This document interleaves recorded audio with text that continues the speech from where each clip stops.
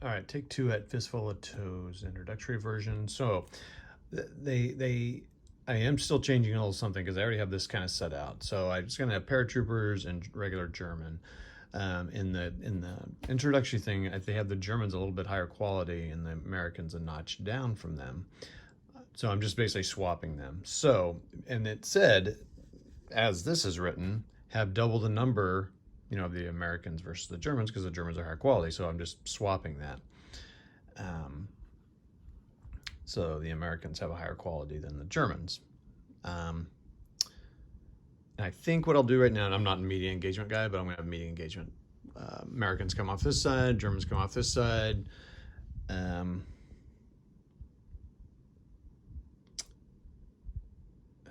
know what I should do? I need to get another tank so that I have that and kind of can do that. So I'll just get a Sherman over here against this Stug.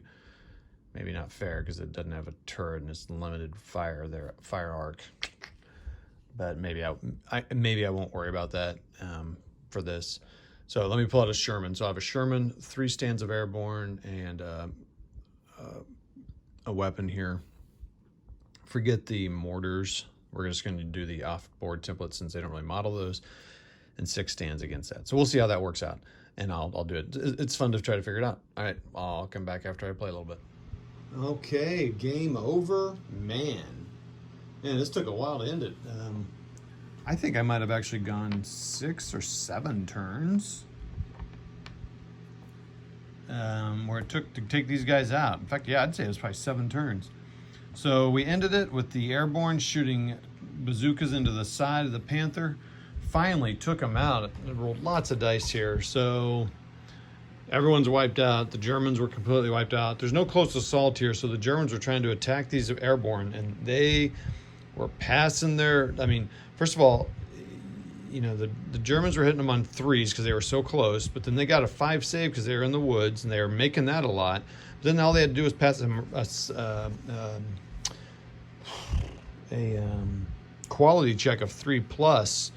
So yeah, they were tough to. Well, they didn't. Because I kept thinking I'll just knock one of these guys out and they'll have to take a quality check and they may not fight. But man, oh man! So these guys took out a full. So 2 platoons took out a company. That quality check makes a huge difference. That adding to the shot because they were able to take them out. And then this guy took out the machine gun platoon, and then he came over here, and he could not get rid of these guys because they were in the woods, so they kept getting the save, and they just kept running around because they were firing and they were firing, so no one was getting Overwatch or stuff like that. So pretty cool. I don't know. I liked it. It would be tough, man. If these guys were in buildings or something like that, holy mackerel, you need to do way more. So I had 2 times the troops, but now, so anyway, let me just sum up. The easy rules are very easy, and almost too much so. So, oh my gosh, I cannot remember the channel. He made all the scenery for the Little Wars guys. He used a simplified version, and then the Little Wars guys used a simplified version, but I gotta think that they used a little more than this, because there's some things like this doesn't have close combat in it, which is fine. You don't need it. So I don't know how to do that. And, they were using a lot more weapon stuff, so I gotta think they added some features of the full rules to play those games out that they've got on their channels, but I don't know what. I asked a question if they could share what they took out, but those are old videos. But I do like it because it is pretty simple. And I'll need to ask a local guy, Adam, here, what he does, if he just plays straight up. But I really had a good time with this. So a few things about these rules that I've kind of learned watching those videos and just kind of thinking through it. And, a lot of these miniature games are really kind of unit games, right? And I think I have always tried to play it like a stand. So when you play Advanced Squad Leader, this is a squad, and like say a counter is a squad. Now you can combine them into platoons, but they didn't really matter. It don't matter. Now some of the games have that where it does matter, and that's good, and you should really have that, I suppose. But they try to keep command and control by having the leaders, and you got to keep them close and that kind of thing. But But like Blitzkrieg Commander, it's really about you can shoot each stand, but you have to stay within a radius of your commander. I would say, I'm going to backtrack what I was just saying there. It might be a little bit more stand by stand. But this kind of reminds me of Flames of War. So these are supposed to be platoons, and then you take a quality. The maneuver element's really a company.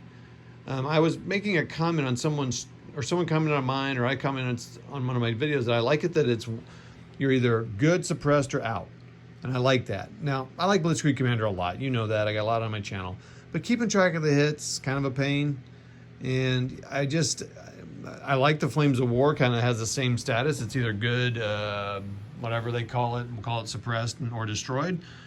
But then you're dealing with, in there, your maneuver element's really a platoon, because you got 2 stands makes a squad, and 2 more stands make a squad, and 2 more stands makes a squad. So you got 6 stands.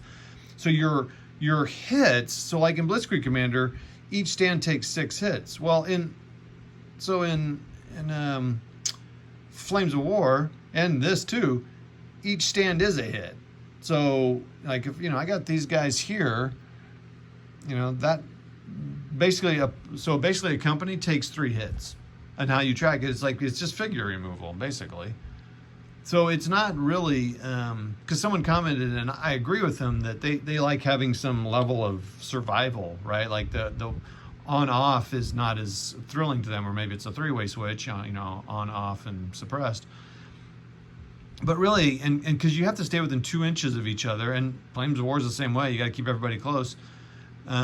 So I was like, oh, well, this is kind of what that's doing, because I've thought about doing that with Blitzkrieg Commander. Like, you have, especially if you're playing 6 mil, you'd have 6 stands be a platoon, but boy, that starts to get to be a lot. But anyway.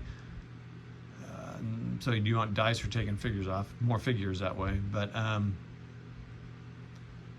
so it's kind of like, yeah, if you don't like it. Now I like it, so I'm okay with it, but I have to remember I'm not playing stand by stand, right? I'm not playing that stand against that stand. It's really a platoon, a company against a company, and these are my maneuver elements, and it allows me to spread it out a little bit. I think it's 1 inch or 2 inches. I mean, you can get kind of far actually. So you can spread out your fire. Like these guys could fire around those trees, and these guys are back here fighting this battle here, and that's cool. So that's something to remember. So that's cool. Now another thing I like is that you can spread your rate of fire to different targets. That's also cool. So these guys are 3. They could fire here, 2 here, and 1 here. Instead of all of 1 at 1. That's kind of cool. I was doing that in the end of this because I kind of learned that watching some of the other videos. The tank could do the same. Like if this tank was firing, he has 3 shots, he can fire 1, 2, 3. So you can at least try to suppress him. Now knowing how these Americans are, it's almost better to kind of concentrate maybe on 2 to break the company. Boy, I'm really going a long time here. 3 other things I like. So splitting rate of fire. Oh shoot. Oh, and I did not do this. So when you split rate of fire, you get a penalty, which is also cool. So this tank gets 3 shots, but if you split it up, you lose one of those rates of fire, so you could actually only hit 2. So if you had 4, then you could do that. So yeah, and I did not do that, so I don't think it impacted me, because I don't think this guy ever hit when I did it. So, but that's cool, because you are splitting your fire, so it's not as effective. See, that's a really cool thing. They have something called Overwatch and Hold Fire. So if these guys don't move, they can Overwatch. But then I learned watching another guy's video. Now this is not in the simple rules. You can hold fire. So these guys would move their normal move, and they could hold fire. Like they don't have any targets, so they hold fire. This guy might fire, so that you can still do things separate. And then when these guys move, when they're done moving and done firing, these guys can then fire on them. At that point, it's simultaneous firing. So these guys get to fire first, but then these guys get to fire. So if they killed these guys outright, then they still get to fire. But how cool is that you can move and hold your fire because you have no targets, but someone's going to get there? I thought that was great. Now, in this game, I found it really hard to use Overwatch because I needed everyone moving. So it was a meeting engagement. And lastly, essentially units and maneuver element. So what little I played of this game, what little the rules they had, look at those legs. That was pretty fun. I really enjoyed that. And I need to play more of the full rules, and I need to get with the local guy Adam to kind of nail some things down. Okay, that's that. It's Wardrobe playing after finishing up first game of Fistful of Tows introductory version. We'll see you next time.